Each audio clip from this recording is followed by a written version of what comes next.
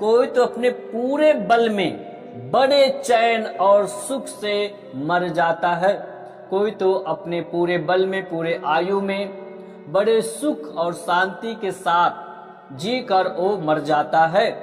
और 24 में लिखा है, उसकी देह दूध से और उसकी हड्डियां गूदे से भरी रहती है। आगे, कोई अपने जीव को कुढ़ कुढ़ कर बिना सुख भोगे मर जाता है। कोई तो इस धरती पे जिनका जन्म हुआ, बहुत सारे लोगों को तो वो तो सुख से पूरा दिन, पूरा आयु सुख से रहकर, वो चैन के साथ रहकर मरता है। कोई तो दुख भोग कर कुढ़ कुढ़ के वो क्या है, मर जाता है। 26 में क्या लिखा हुआ है, वे दोनों एक समान मिट्टी में मिल जाते हैं और कीड़े उन्हें ढांक लेते हैं।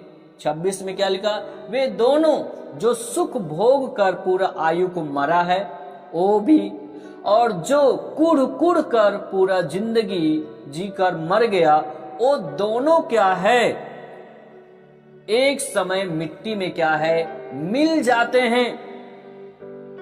एक समय वो मिट्टी में मिल जाते हैं और उन्हें कीड़े क्या है, ढक लेते हैं। सबको मिट्टी में मिल जाना है।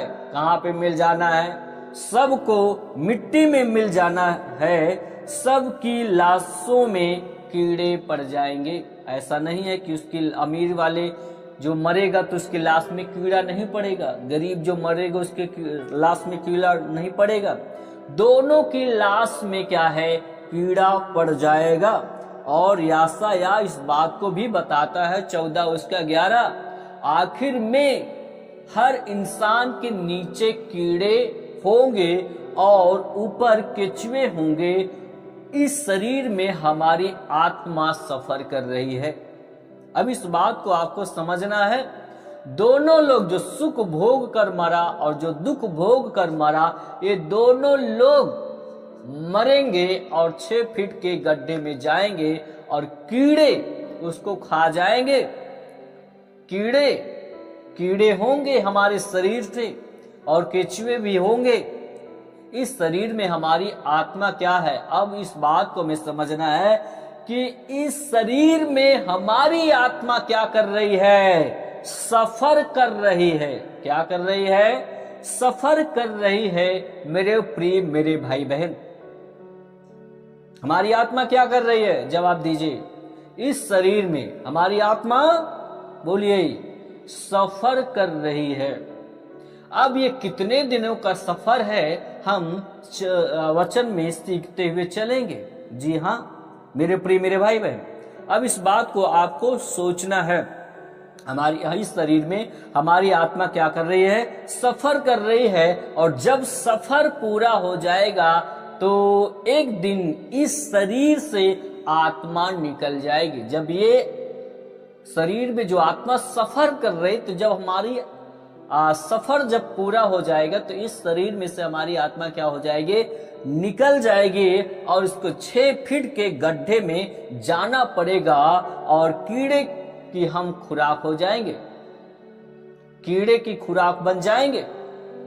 मेरे प्रिय मेरे भाई बहन, हम कीड़े की खुराक हैं, याद रख लीजिएगा। बड़े शौक से कीड़े खाएंगे। हम कीड़े की क्या हैं? खुराक हैं। हमको कीड़े खाने वाले हैं, याद रखिएगा। फिर भी यह शरीर जोर मारता है और कहता है मैं ही सब कुछ हूं। इस शरीर को 6 फीट के गड्ढे में जाना पड़ेगा और कीड़े की खुराक बन जाएंगे। तो याद रखिएगा कि हम कीड़े की खुराक भी हैं। फिर भी यह शरीर बहुत जोर मारता है, बड़ी बड़ी डींगे मारता है।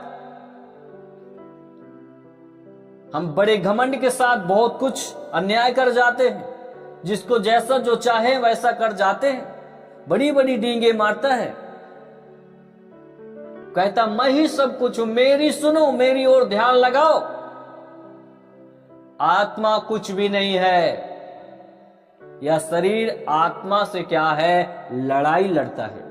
यह शरीर आत्मा से लड़ाई लड़ता है।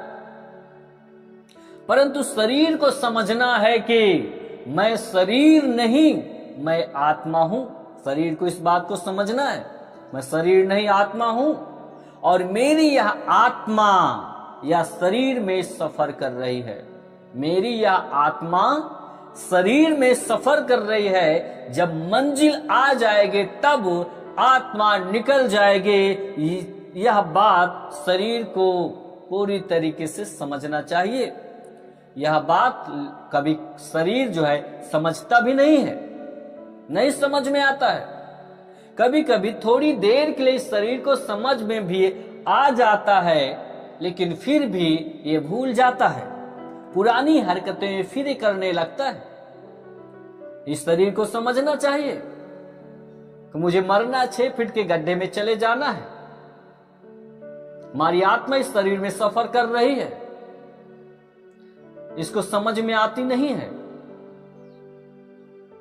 अगर थोड़ी देर के लिए समझ भी जाता है तो सब कुछ भूलकर फिर वही गंदी हरकतें काम करने लगता है, शारीरिक अभिलाषाओं में पड़ जाता है, शारीरिक वासनाओं में जीवन को जीने लगता है। गलत तरीके से अनैतिकता का काम करने लगते हैं। इस शरीर के द्वारा जो भी अनैतिकता का काम करेगा उसके अनुसार उसका न्याय किया जाएगा।